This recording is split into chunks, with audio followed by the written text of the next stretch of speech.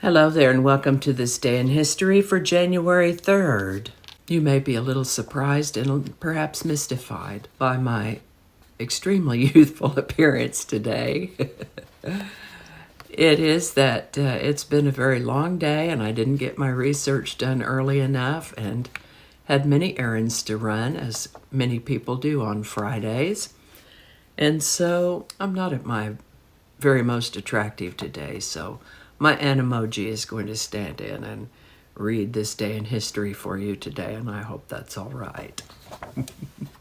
January 3rd is the third day in the Gregorian calendar. Most years, there are 362 days remaining until the end of the year. That this being a leap year, there are 363 days remaining till the end of the year. Now to our word of the day. We're still in Sanskrit words, and today's word is Sutra, which is a rule or a formula or an aphorism. And we're going to start in the year 1521 when Martin Luther was excommunicated. Pope Leo X issued a papal bull to excommunicate the chief catalyst of Protestantism, Martin Luther, from the Catholic Church. John Ronald Reuel Tolkien was born on January 3rd, 1892 in South Africa. He was raised primarily in England. He graduated from Oxford and served in World War I, went on to become a linguist and professor at Oxford. One day when Tolkien was grading exam papers, one of the students turned in a book with a blank page in it. And so he wrote on that page, "In a hole in the ground there lived a hobbit." From there, he began developing his story into a novel, and The Hobbit, which was first published in 1937, along with a sequel, The Lord of the Rings, which was published in 3 volumes between 1954 and 1955. J.R.R. Tolkien, born on this day in 1892.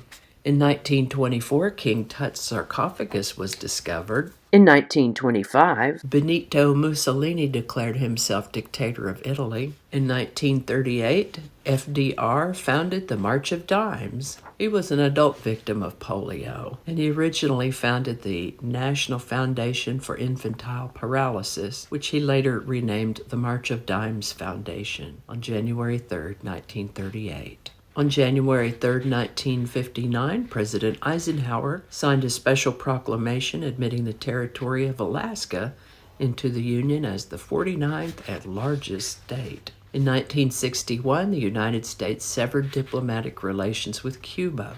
On January 3, 1967, the Texas Court of Appeals had recently overturned the death sentence of Dallas nightclub owner Jack Ruby for the murder of Lee Harvey Oswald, the alleged assassin of President John F. Kennedy.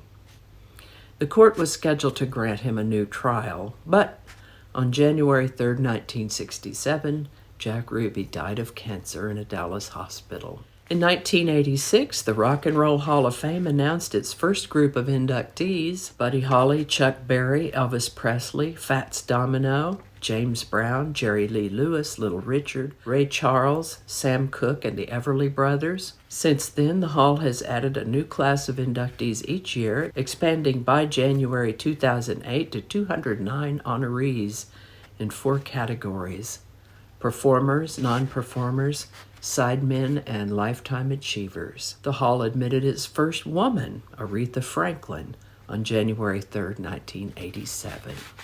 On January 3, 1990, after holing up for 10 days at the Vatican Embassy in Panama City, General Manuel Antonio Noriega surrendered to U.S. military troops to face charges of drug trafficking. In 2004, the Mars exploration rover Spirit safely landed on Mars, followed 21 days later by its twin Opportunity, who also arrived safely. And this is going to be a short one today. That's all I have for you this time. Thank you so much for watching. Hopefully I'll be back to my regular human face tomorrow. Give it a like if you enjoyed this video. Consider subscribing if you haven't already. Feel free to share. Thanks again, and I'll see you next time.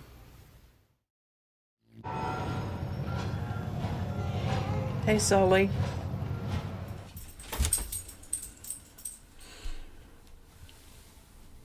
authoritarian and corrupt. My salmon's done. I'll be right back. Barking dog. Alrighty. Back to work. Okie dokie, Smokey. Smoother. Be smoother. That's a lot of words. I'm going to have to look at that. Who knows what evil lurks in the hearts of men? She's not a man. See, this is what happens when we're not scripted. Anyway, this is a pretty amazing app, and I'm experimenting with it a little bit, and I'm going to stop recording now and see what it looks like. This is why I don't do live shows.